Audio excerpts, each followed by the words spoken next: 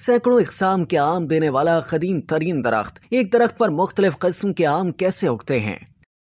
आम को फलों का बादशाह भी कहा जाता है क्योंकि इसका जायका ऐसा होता है कि जितना भी खा लें दिल नहीं भरता। मौसम गर्मा के साथ ही बाजारों में आमों का ढेर लग जाता है जिनको देखकर ही मुंह में पानी भर जाता है। लेकिन क्या आपने कभी सुना है कि एक दरख्त से 300 किस्म के आमों की पैदावार होती है? एक भारतीय शख्स इस हवाले से काफी तवज्जो समेट रहा है, जिसका दावा है कि वो एक दरख्त से 300 आम की अक़साम काश करता है। इकोनॉमिक टाइम्स के मुताबिक भारतीय रियासत उत्तर प्रदेश के इलाके मलिहाबाद के एक गाँव से ताल्लुक रखने वाले कलीमुल्लाह खान के बाग में एक ऐसा दरख्त मौजूद है जो कि 300 से ज्यादा आम की अक़साम तैयार करता है। रिपोर्ट के मुताबिक 120 साल पुराने इस दरख्त की हिफाजत और देखभाल कलीमुल्लाह खान खुद करते हैं। सुबह के वक्त फजर की नमाज पढ़कर कलीमुल्लाह अपने बाग की देखभाल शुरू कर देते हैं। 82 साल कलीमुल्लाह बताते हैं कि ये सब कुछ मेरी मेहनत का नतीजा है जो कि आज मुझे हासिल है। एक आम इंसान की आंख से ये महज एक दरख्त ही है, लेकिन अगर आप मेरी नजर से देखोगे तो ये दुनिया का सबसे बड़ा आमों का कॉलेज है। वो कहते हैं कि जब एक दरख्त का बीज बोया जाता है तो वो वक्त स्कूल की मानिंद होता है। इकोनॉमिक टाइम्स के मुताबिक कलीमुल्लाह 300 से ज्यादा आमों की अक़साम वाले दरख्त के बाइस शोहरत हासिल कर रहे हैं। इन आमों की खुशबू, रंग, साइज, जायके,